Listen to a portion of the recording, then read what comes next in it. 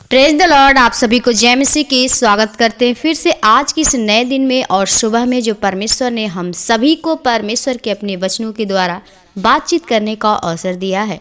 तो मेरे भाई मेरे बहनें, यदि आप लोग इस वीडियो में नए आए हैं तो चैनल को सब्सक्राइब लाइक शेयर जरूर करिए, ताकि आपके पास परमेश्वर के हर एक वचन पहुंचने पाए और आप परमेश्वर के वचन से और उत्साहित होने पाए, परमेश्वर के वचन से सीखने पाए कि परमेश्वर हमसे क्या चाहता है और परमेश्वर हमें क्या सिखाना चाहता है। मेरे भाई मेरे बहन, यदि आपके भी जीवन में कोई भी रुकावटें, कोई भी कठिनाई, मुसीबतें, दुख, बीमारी, परेशानी आ रही हैं तो आपके लिए वचन है और आपके लिए वीडियो है। इसलिए आप इस वीडियो को न छोड़े परंतु अंत तक बने रहिए, ताकि आप भी परमेश्वर के वचन से सीखिए, ताकि परमेश्वर आपसे क्या कहना चाहता है।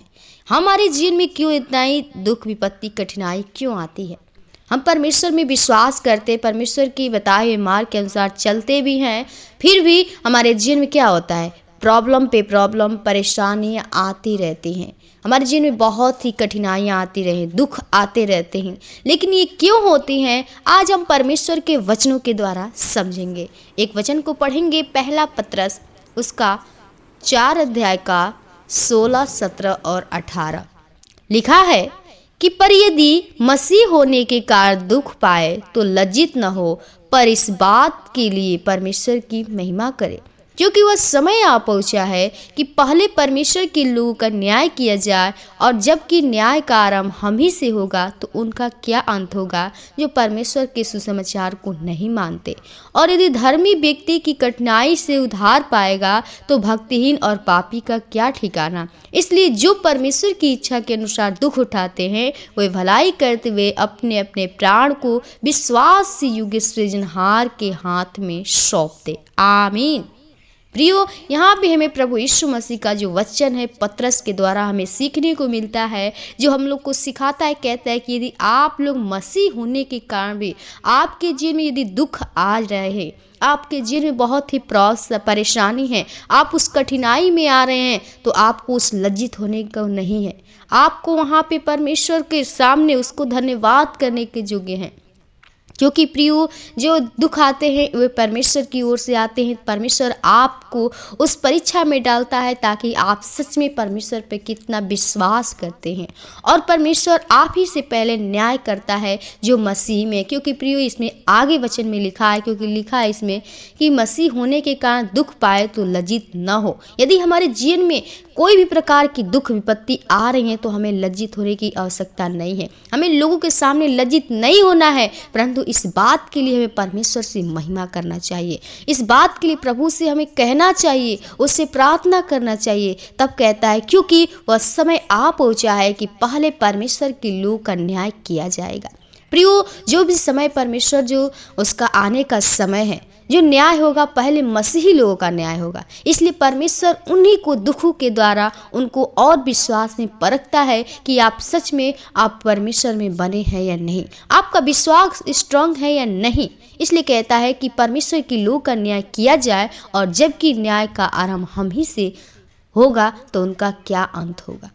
अब हम ही लोग से जब अंत होगा, न्याय स्टार्ट होगा, तो इसलिए प्रियो हमें जो दुख आ रही है, परेशानी, तो हमें परेशान होने की ज़रूरत नहीं है, हम दुखित होने की ज़रूरत नहीं, बल्कि परमेश्वर से प्रार्थना करने की ज़रूरत है। क्योंकि जो भी न्याय का आरंभ स्टार्ट होता है हम ही लोग से होता है, और कहता है कि क्या अंत होगा जो परमेश्वर के सुसमाचार को नहीं मानते। यदि प्रियो आप परमेश्वर के वचन को सुनते हैं, आप परमेश्वर के वचन के अनुसार चलते हैं, आपके जीवन में दुख, बीमारी, परेशानी, विपत्ति, संकटें आएंगी, वो भी आएंगे, परंतु थोड़ी समय के लिए आएंगे। इसलिए आप घबराइए नहीं, परंतु उस बात के लिए आप प्रभु से प्रार्थना करिए, परमेश्वर की महिमा करिए उसमें।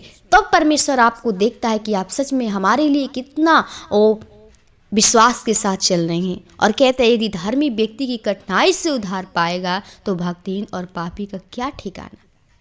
यदि आपके जीवन में कोई कठिनाई भी आ रही है तो प्रियो जो धर्मी व्यक्ति रहते हैं, जो सच्चाई के साथ चलता है, उसके जीवन बहुत ही कठिनाइयाँ आती हैं, और वही व्यक्ति क्या करता है? वही उद्धार को पाता, वही अनंत जीवन को पाता है।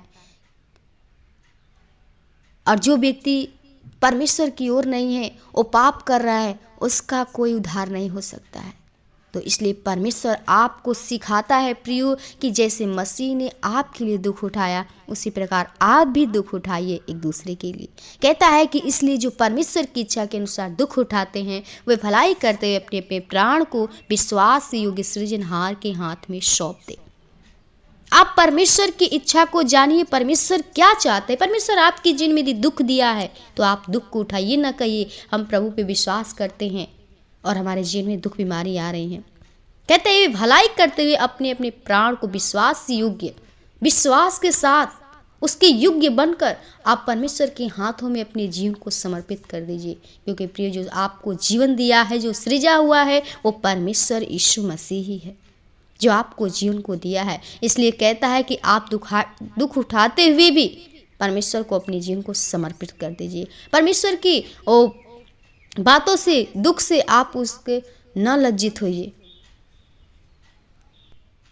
ना आप दुखी होइए, परंतु परमेश्वर की महिमा करिए। प्रियो, परमेश्वर तभी आपको उस सोने की नाई आपको परख कर निकालता है, उतारता है और एक नया जीवन करता है, हरा भरा करता है, एक अनंत जीवन से आपको परिपूर्ण करता है। इसलिए आप लोग न घबराइए, परंतु परमेश्वर में विश्वास के योग्य चलते रहिए। आपके जीवन में कोई भी कठिनाइयाँ आ रही हैं, आपके जीवन में बंधन आ रही हैं, उसके लिए परमेश्वर के सामने कहिए। क्योंकि प्रभु यीशु मसीह कहता है कि अपनी सारे मन की बातें को खोलकर यहोवा के सामने कहो।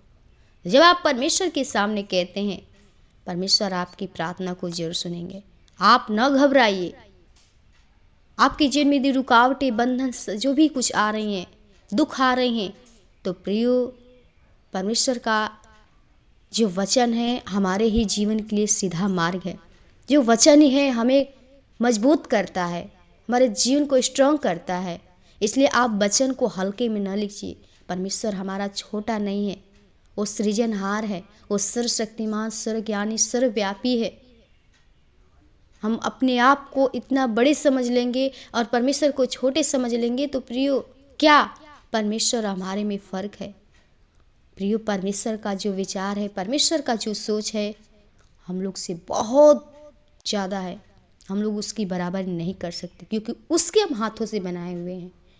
तो इसलिए मेरे भाई, मेरे बहनों, आप परमेश्वर की योग्य बनने की न सोचिए। परमेश्वर की जो इच्छा होती है वही करता है। परमेश्वर से कहिए कि प्रभु तू बढ़े मैं घटूं, तो परमेश्वर की इच्छा पूरी होती है।